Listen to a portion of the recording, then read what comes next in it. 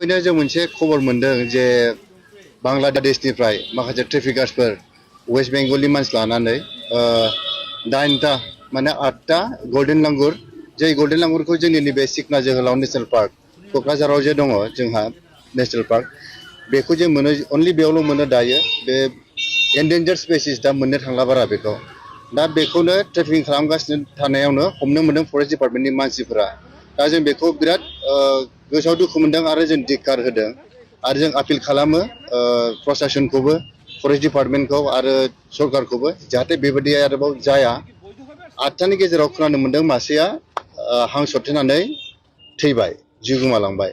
दाखालिबो मासे बिदिनो एक्सिडेन्ट जानानै गोमालांदों दा बेबादिबा जोंनि मोनसे प्राइड बे बड'लेण्डनि गल्डेन लांगुरा बियो सानफा एफा गोमालाङोबा जोंहा माखौ लानानै जों प्राइड खालामगोन बरन्स जों बेखौ प्रिजार्भसो खालामनांगौ कनजार्भ खालामनांगौ मारै बा बिसोरनि संख्याखौ बारायहोनो हायो दा बेखौसो जों हेफाजाब होनांगौ बयबो खिन्थु दा नुनो मोनदों जे बाहेरानिफ्राय फैनाय बे ट्रेफिकार्सफ्राथ' गावसोर गोजा मावनो हायाखै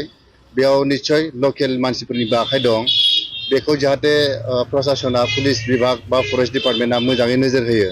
जाहाथे बेफोरबायदि आरो घटनाया जानो हाया आरोबाव गुबुन गुबुन फेसिलिटिसफोरखौ लायो सरकारा जे बिसोरखौ प्रिजार्भ खालामनो थाखाय दा जोङो बड'लेण्ड गल्डेन लांगुर एस'सियेसना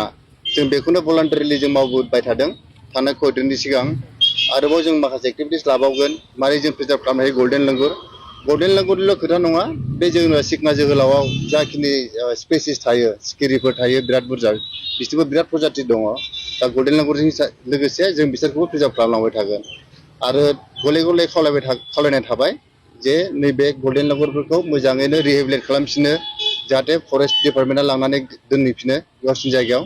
आरो बिदि सेफटिखौ इनसुर खालामो